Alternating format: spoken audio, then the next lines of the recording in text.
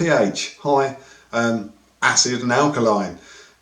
Just to explain it, it's the power of hydrogen in a solution. That's what it's measuring. Our daily life is bombarded with acidic products. Lots of food that we eat and everything we do is all acidic.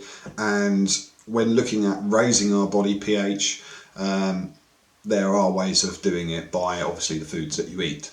The pH values that we're looking for is somewhere around the 7 region, which is the neutral. There's a big misconception that 6 is neutral, because there seems to be 2 pH scales out there. One's 1 to 12 and one's 1 to 14. Well, 1 to 14 is the one we want to be paying attention to because that's the most realistic. Things like drain cleaner are at that pH 14 alkaline level, and then battery acid is your pH 1. So we're looking to get a nice little bit of balance. So eating foods like broccoli, celery, cucumbers,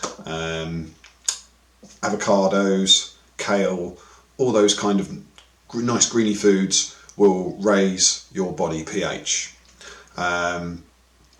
You can also get half of lemon, put it in some lukewarm or just drinkable water and have that every morning, and that will also help to raise your body pH.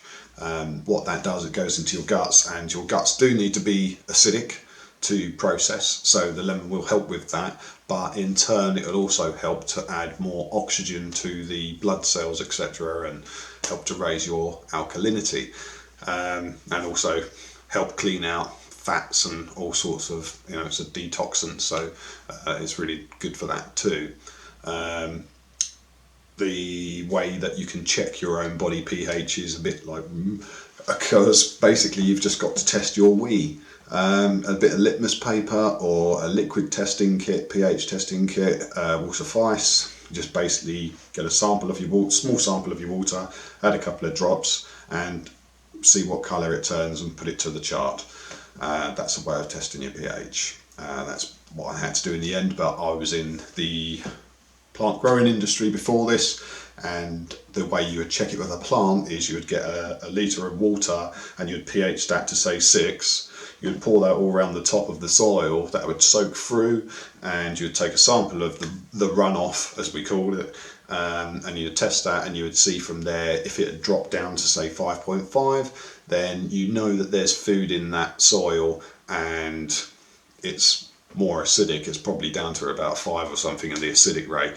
Maybe not, a 5.2 or something it might be. So you'd want to flush it at that point to bring it back up again, depending on what you're doing with growing, because a lot of people grow around 5.8 and 6 anyway.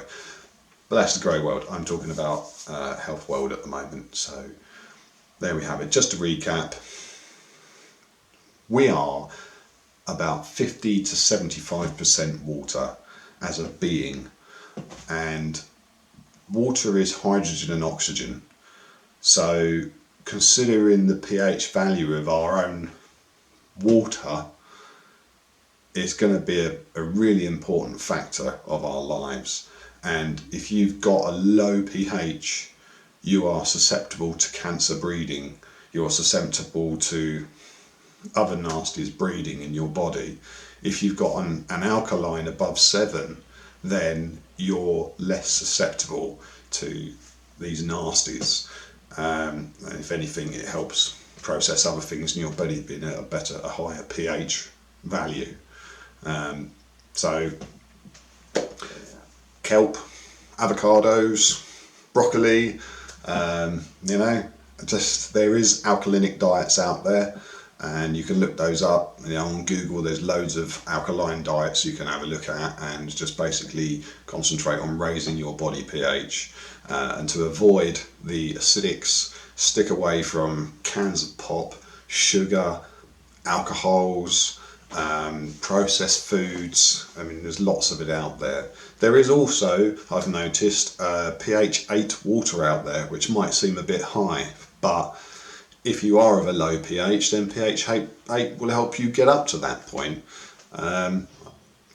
I've seen people using baking soda and minimal amounts in water to raise their body pH. I'm investigating that myself at the moment. As I say, I'm not a doctor. I'm looking into these things because anything in excess is bad for you, really, isn't it? So let's just keep it cool. Yeah, that's a little brief explanation on pH. I'll be doing videos on lots of other stuff. Please like and subscribe.